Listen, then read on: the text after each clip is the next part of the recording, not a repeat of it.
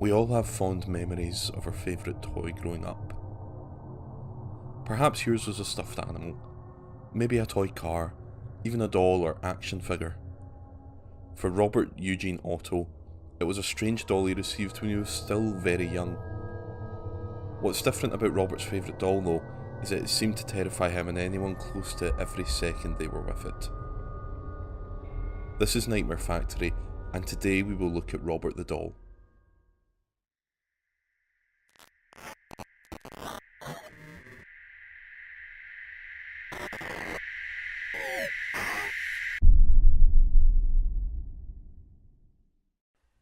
Robert Eugene Otto was just a young boy in the early 1900s when he was gifted a strange straw-filled doll.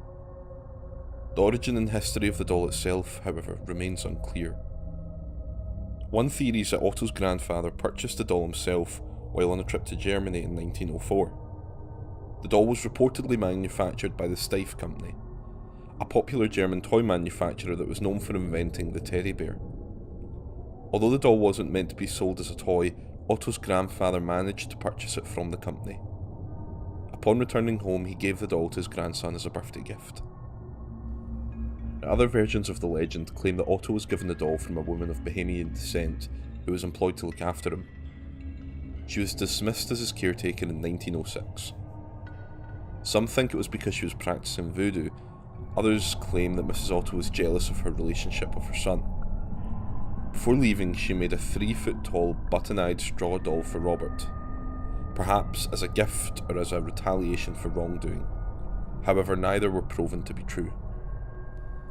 He immediately grew very close to his life-size doll, even naming it Robert after himself. The doll seemed to have some hold over young Robert. He even changed his name to his middle name Eugene, or Gene, because he said the doll's name was Robert, though it wasn't long until Robert the doll's mischievous and evil nature was noticeable. The Ottos and their servants often reported hearing young Gene having conversations with himself in 2 entirely different voices. They would be waking in the middle of the night to find their son, frightened in bed, screaming, while all of the furniture in his bedroom was overturned. Gene's parents naturally believed their son was behind the mischief. Although every time an item was moved or mutilated, Gene claimed that Robert the doll did it. However, even when the boy wasn't home, they could still hear the eerie sound of his laughter, with Robert the doll moving about the house all by himself. Years had passed with multiple strange occurrences. Although still attached to the doll, Gene eventually moved away to pursue his dreams of being an artist, so the doll remained at the Otto family home. When his parents had passed, Gene and his wife moved back into the home itself. Gene and Robert had finally been reunited. Soon, Gene's wife began resenting the doll. She requested it to be locked up in the attic, so he then fixed up the attic so Robert the doll wouldn't feel lonely or neglected.